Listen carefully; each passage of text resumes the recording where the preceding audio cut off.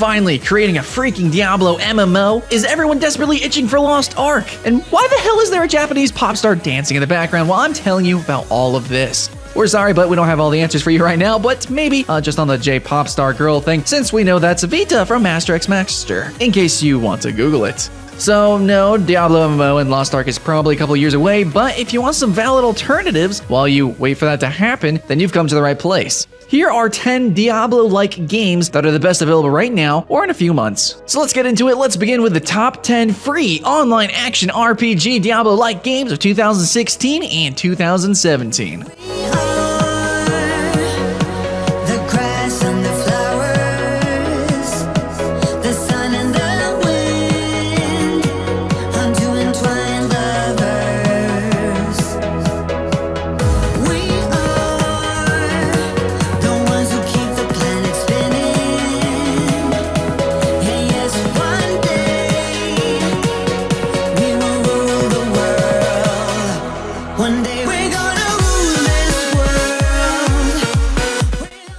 KingsRoad is a nice little game that launched on browser and Facebook. Sure, we also die a little inside every time we hear the words game and Facebook, but please bear with us. KingsRoad is a good one, a gem of a game that is so streamlined with no bullshit approach that could make it the arcade game of online RPGs.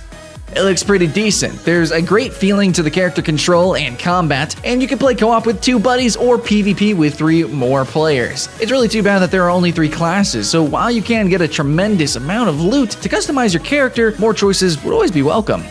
If you want a nice little RPG to kill some time, you could do a lot worse than KingsRoad.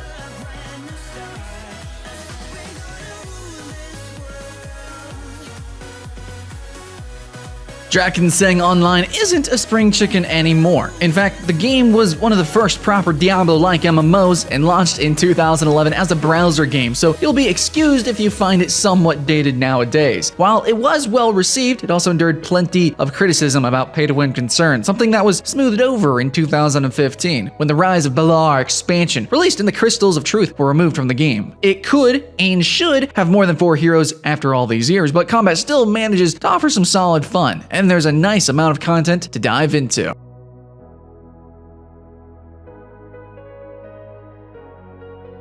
One of the very few horror-themed MMOs, Devillian, is another import from South Korea, and it takes the obvious inspiration from Diablo. Only this time you're actually a half-devil yourself and possess a devil transformation, and it's not the deepest game, and we'll be damned if only having 4 gender-locked classes isn't too skimpy in this day of age. If you prefer the Cannoneer class, but you hate playing lolly characters, then hey, you're kinda screwed, friend. The combat system is pretty decent, and you should already know how it goes, with plenty of ability spamming, so beware of your carpal tunnel syndrome. But that could be said about most, if not all the games on this top 10. Don't go into Devillian expecting a deep lore or awe-inspiring quest, as most of what you're going to be doing is killing X monsters and repeating over and over with particular mention to the endgame grind. Overall, Devillian is a pretty decent game, but you'll have to spend a few bucks to remove some limitations to fully enjoy the game.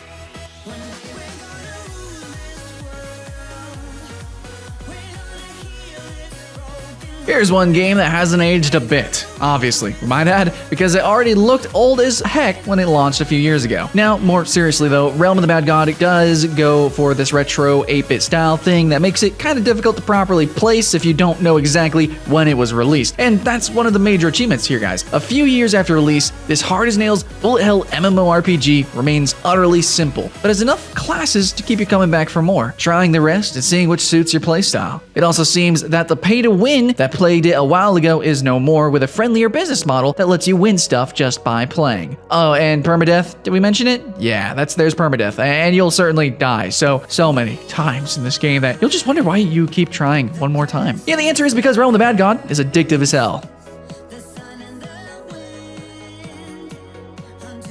Far from being a Diablo clone, Hero Wars is more of an anime action RPG that just kind of happens to be played in an isometric perspective. There's a comic book style to the way that the narrative is introduced, and the cast of heroes couldn't be more colorful and over the top, in a good way. From guns to swords, baseball bats or chains, there are different methods to destroy the endless hordes that attack you from every side. You can play in co-op with friends or try the MOBA style PvP, but Hero Wars is clearly built for players to enjoy the campaign. This isn't a groundbreaking game, far from it, honestly, but it manages to do one of the things so many others have failed, and that's to be fun to play.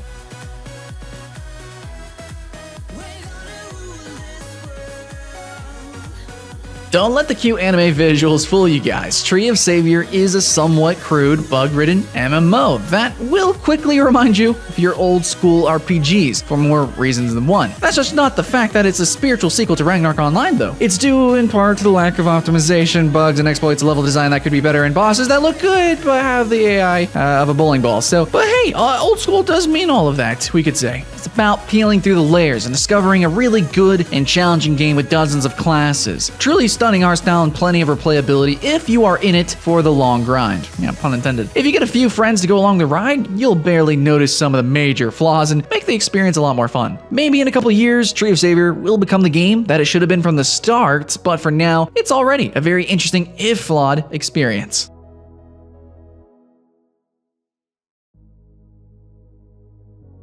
Wait, isn't that a MOBA? Yeah, we hear you say, well, you're not wrong actually, but Master is in fact a hybrid style game. It mixes MOBA elements with action RPG gameplay. And if we had to choose, we would say it's depending more for the latter, as the PvE content is really interesting to go through and rich enough to keep you and a few friends entertained for some time. Now there is a storyline to keep you going. You'll travel through some iconic locations from NCSoft's games, and there are some nice, visually striking bosses to mow down. Of course, the several masters taken from the studio's most popular games are also a great draw to the game. With over 30 characters announced, while a few of them are original and interesting creations, others come straight from Blade and Soul, Guild Wars 2, Ion, and Lineage, for example. And all things considered, Master is a polished, carefully crafted experience with some truly addictive gameplay.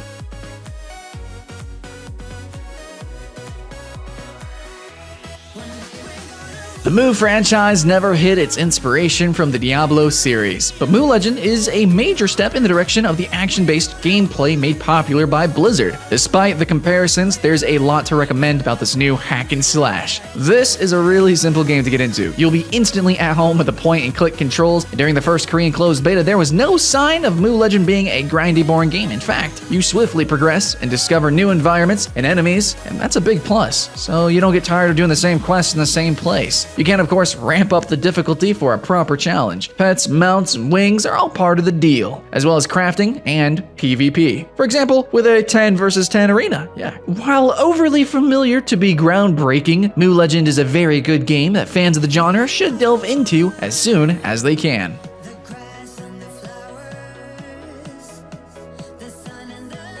Marvel Heroes has grown so much since it launched in 2013, and in fact, it was even rebranded Marvel Heroes 2016 because of that, and we're certainly in for another name change next year. It's one of the best superhero games out there, if not the best. There's tons of characters for you to pick and level up with, as well as controller support and a friendly business model that isn't trying to screw you up. Marvel Heroes gets new content regularly and is up to date with new superhero stuff, such as focusing on Deadpool when the movie was all the rage, or new costumes based on TV shows, such as Luke Cage. Events related to the Marvel movies or shows are commonplace. It's extremely fun in short bursts, but a bit repetitive in the long run. Combat is fun, but when several players are going at it at the same time, it kinda can be a little bit confusing. With all the heroes available and team play being a part of it, there is a lot of replay value. So if you like superheroes and plenty of clicking, this one's definitely for you.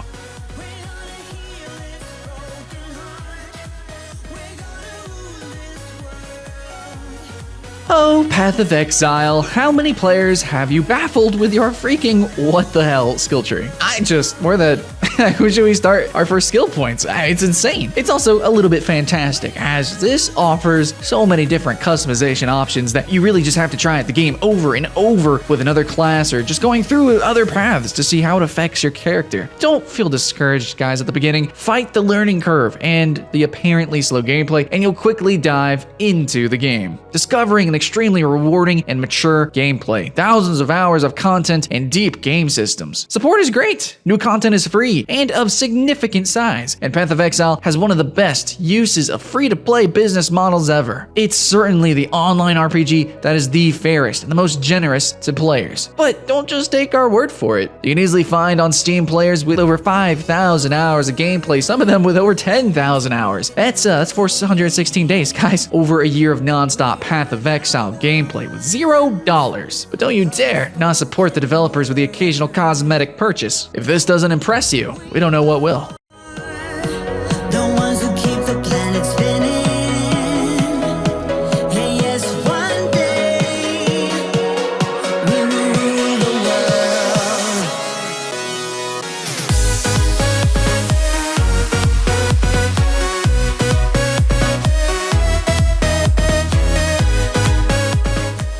Those are our top games. But wait, we have some more loot for you, as in other suggestions that may or may not be available yet. We'll begin with the inevitable name of the last few years, Lost Ark. A few lucky players already managed to try it during the Korean closed beta, and it's shaping up to be as good as expected with cinematic dungeons and fantastic combat.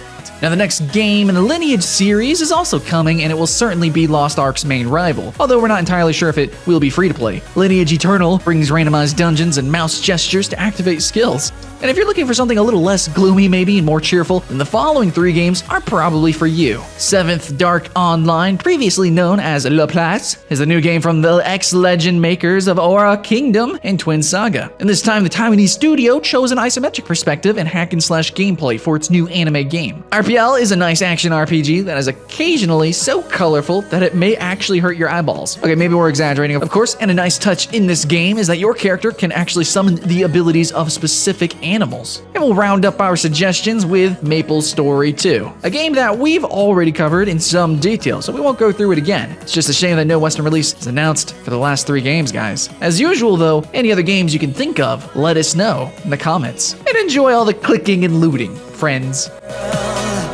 One day